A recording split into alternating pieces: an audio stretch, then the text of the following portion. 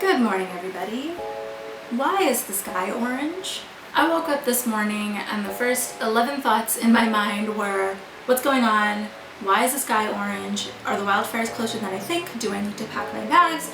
Seriously, why is the sky orange? So I set out to answer that question. I was going to record a different video this week, but I haven't been able to open any windows or really go outside in the past few days, and I know that's nothing compared to people who have lost their homes or their communities or their lives with the wildfires. I know it's nothing compared to the farm workers that are still out there working in the smoke, making sure food makes it on our tables. But starting the third act of 2020 with this kind of plot twist is tiring. I'm so tired. So I figured while I'm stuck inside, we might as well learn some more science. Basically, the whole west coast of the continent of North America is experiencing wildfires right now, and in many places, even if you are not experiencing wildfires in your community, you are still experiencing really hazardous air conditions because of the wildfire smoke just blowing everywhere. You can't go outside, you can't open your windows, you have to stay inside, and the sky is orange. So why is the sky this shade of Halloween pumpkin orange? Sunlight contains about an equal amount of every wavelength of visible light. This is what we call the light spectrum. And these wavelengths have different shapes.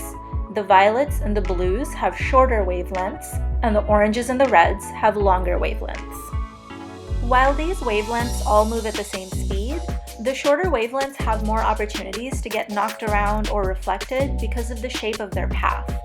This is why things like stop signs, danger signs, or even traffic lights use red and orange as the "you better see these" colors, because the wavelengths travel farther than blues and greens, so we can see them from further away. So when you have a bunch of wildfire smoke sitting in the atmosphere, what you have there is a bunch of carbon atoms. And what those atoms do is that they reflect and block these shorter blue wavelengths of light, and they let through only the longer red and orange wavelengths because, again, the shape of the path means that they're less likely to get blocked or reflected. The existence of smoke doesn't actually explain why the sky has such bright shades of orange and red. I mean, isn't it blocking out some of the sunlight too? Why is it so bright? That's because of another factor of all of these coastal places. Marine fog. Marine fog, which is mostly water vapor, has larger particles than smoke, and it interacts with light waves differently. Marine fog reflects all wavelengths and essentially amplifies them. It makes them brighter, which is why fog makes things gray or white. It essentially increases the brightness of everything around us. Because the smoke was only letting the red and orange wavelengths through, the marine fog amplified what was there, which was just red and orange. And that's why our skies ended up looking like these really, really bright orange and red colors. Now, the color of the sky doesn't determine how healthy the air is. The sky becoming gray instead of orange could still be equally as harmful. The apocalyptic experience that so many of us had over the past few days has made for some eye-catching headlines, I'll admit.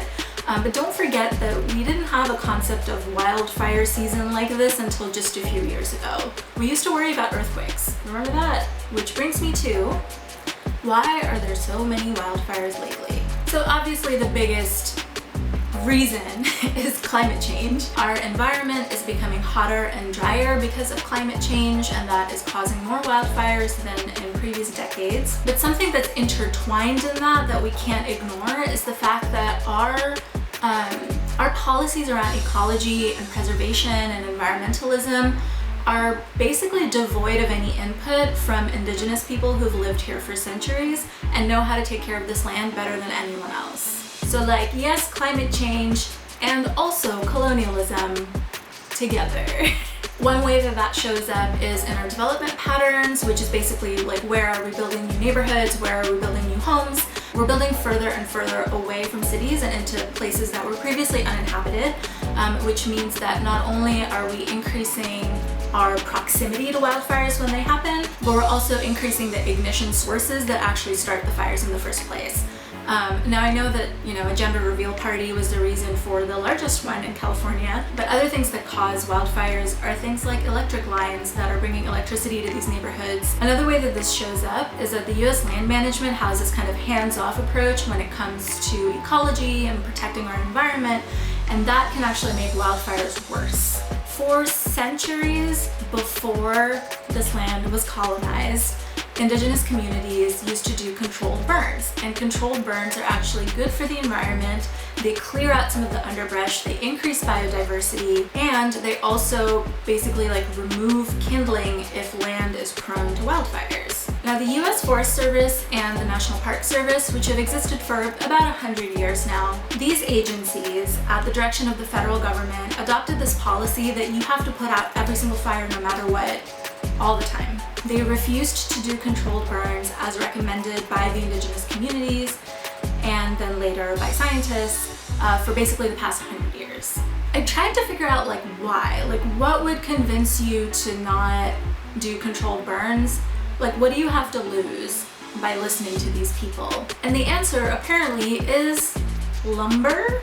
The gist that I got while reading about this was basically when scientists and indigenous communities were like, hey, the forests are becoming really unhealthy, we need to do some controlled burns. The government was like, we need lumber. The US did what the US tends to do frequently, which is instead of thinking about the long-term consequences of actions that we're taking, if we can get a little more lumber by not doing controlled burns, we'll do it. So we had some more lumber.